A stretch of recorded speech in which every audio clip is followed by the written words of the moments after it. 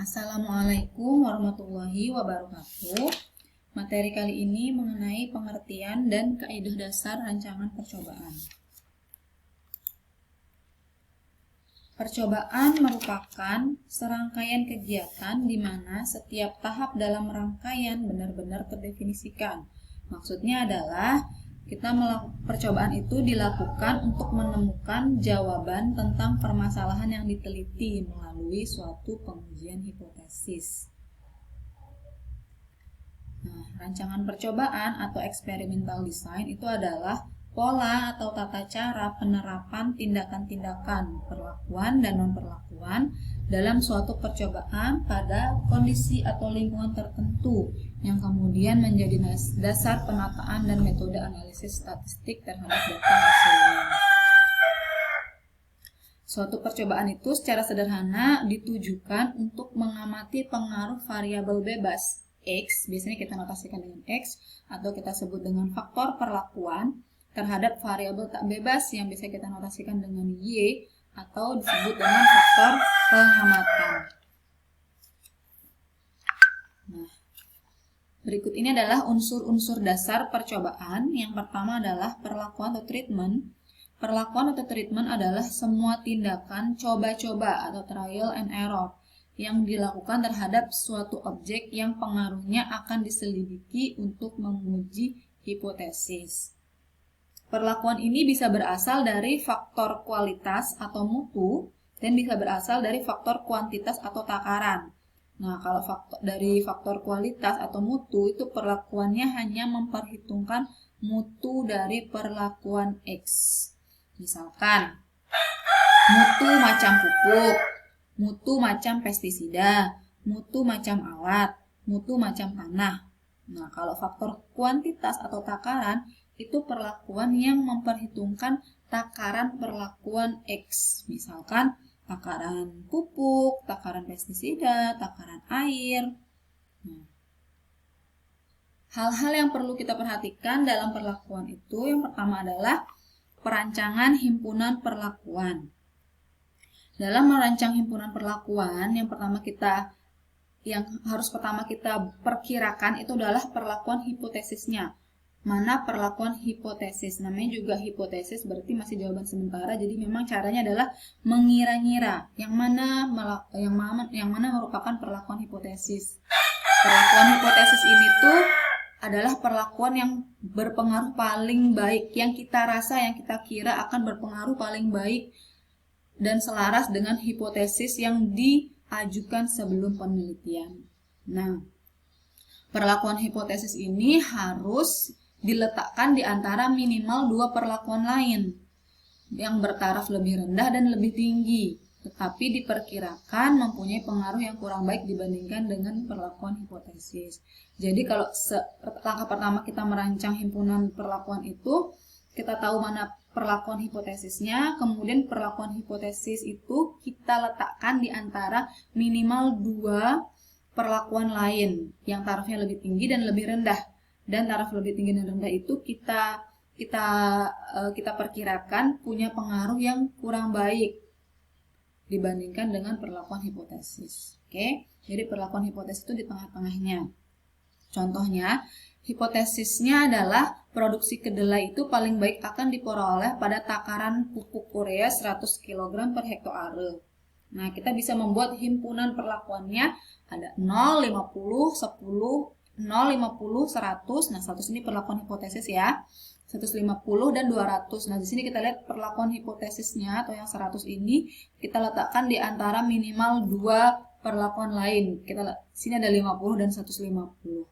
Di sini ada dua perlakuan. Di sini ada 4 perlakuan lain selain perlakuan hipotesis.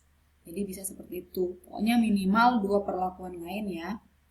Nah, himpunan perlakuan tidak akan dapat membuktikan benar atau salah hipotesis jika perlakuan hipotesis itu diletakkan sebagai perlakuan maksimum atau minimum. Nah, ini uraian dari penjelasan poin 1 yang mengatakan kalau perlakuan hipotesis itu harus diletakkan di antara minimal 2 perlakuan lain. Nah, dengan kata lain, perlakuan hipotesis tidak boleh sebagai perlakuan maksimum atau perlakuan minimum.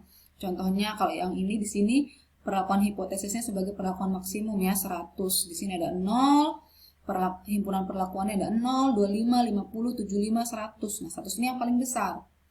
Nah, kita nggak bisa mengambil kesimpulan benar atau salahnya hipotesis dari si himpunan perlakuan ini, karena siapa tahu kalau misalkan kita coba 125, ternyata 125 tuh hasilnya lebih bagus produksi kedelai, seperti itu ya. Begitu pula dengan yang ini yang menjadi perlakuan minimum, 100, 125, 150, 175 dan 200. Siapa tahu malah yang di bawahnya 100 atau 75, berarti kan siapa tahu yang 75 kg per hektar itu produksi kedelainya lebih baik daripada yang 100. Jadi kita nggak bisa menyimpulkan suatu hipotesis itu salah atau benar. Kalau misalkan perlakuan hipotesis itu kita letakkan sebagai perlakuan maks atau perlakuan minimum. Oke? Selanjutnya hal yang perlu diperhatikan dalam perlakuan adalah kodifikasi perlakuan atau membuat kode perlakuan. Nah, kode atau lambang perlakuan yang baik itu adalah kode yang bersifat informatif. Artinya, dengan kode itu kita atau orang lain bahkan itu bisa secara langsung memperkirakan sifat dan jenis faktor perlakuan yang diteliti. Jadi dengan melihat kodenya aja, oh ini faktor yang ini nih, oh ini faktor yang ini dengan takaran segini atau dengan varietas yang ini, seperti itu ya. Nah, berikut ini kiat-kiat untuk membuat kode perlakuan yang informatif. Yang pertama, kode faktor perlakuan sebaiknya menggunakan huruf kapital dari awal kata yang paling informatif. Misalkan perlakuan berbagai takaran pupuk urea, kodenya itu U ya, pupuk urea ya. Perlakuan berbagai varietas padi, itu varietasnya yang paling informatif. Itu kita gunakan kodenya adalah V, huruf V besar. Kalau yang tadi pupuk urea huruf U besar, atau huruf U dan V kapital ya. Setiap faktor perlakuan sebaiknya hanya mempunyai satu huruf kode. Jadi setiap faktor mempunyai satu huruf kode. Hal ini digunakan untuk mencerminkan jumlah faktor perlakuan. Nah, jadi kalau misalkan kalian menemukan ada 3 huruf kapital sebagai faktor perlakuan, sebagai perlakuan berarti itu terdiri dari 3 faktor perlakuan karena ada 3 huruf kapital. Seperti itu. Jadi kita bisa melihat, jadi banyaknya si kode itu bisa mencerminkan banyaknya faktor perlakuan. Selanjutnya adalah kode tingkat faktor sebaiknya mencerminkan sifat faktornya. Kalau dia bersifat kuantitatif, sebaiknya sebaiknya gunakan kode angka yang berurutan. Kalau dia faktornya bersifat kualitatif, berarti menggunakan huruf kecil dari awal kata yang paling informatif. Contoh, perlakuan terdiri dari pemupukan urea dengan takaran 0, 50, 100, 150, dan 200. Kode yang paling informatif adalah urea kan U dengan takarannya 0 sampai 200 ini 0, U0, U50, U100, U150, dan U200. Atau bisa juga kita menggunakan kode U0, U1, U2, U3, dan U4. Tapi menurut saya ini lebih informatif ya. Terus kemudian perlakuan terdiri dari 5 varietas padi, Arjuna, Krueng, IR38, Rojolele, dan Ladang. Maka kode yang paling informatif adalah VA, VK, VI, VR, dan VL.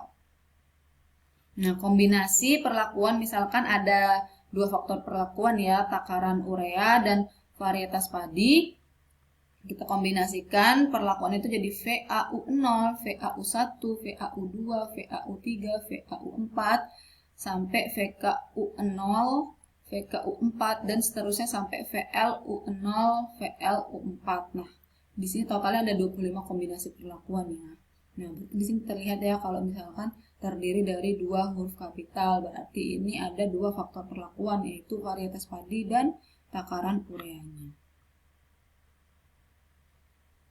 Selanjutnya, unsur dasar yang selanjutnya adalah ulangan atau replication.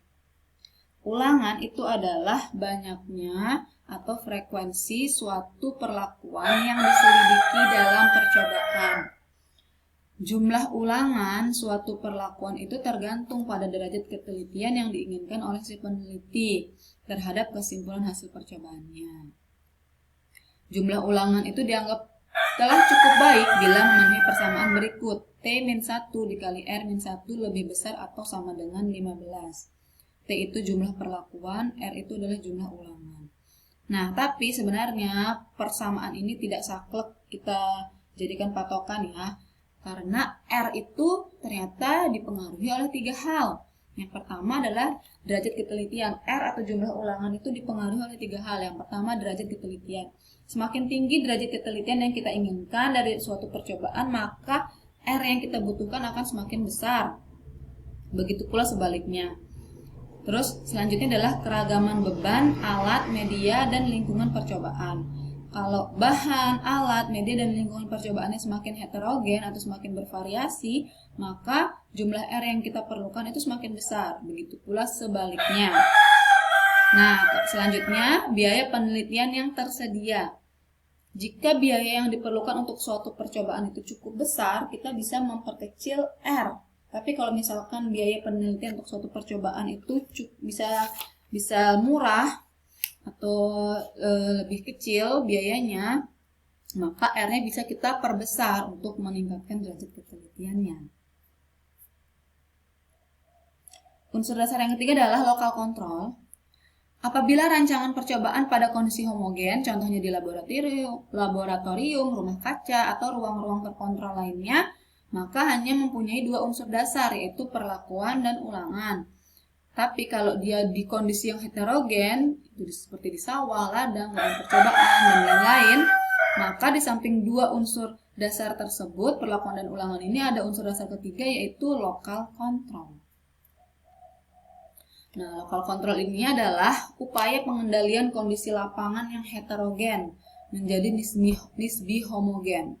Setidak-tidaknya pada lokal kontrol tertentu yang ditujukan untuk menekan galat. Jadi tujuan kita melakukan lokal kontrol adalah untuk menekan galat sehingga menjadi kecil.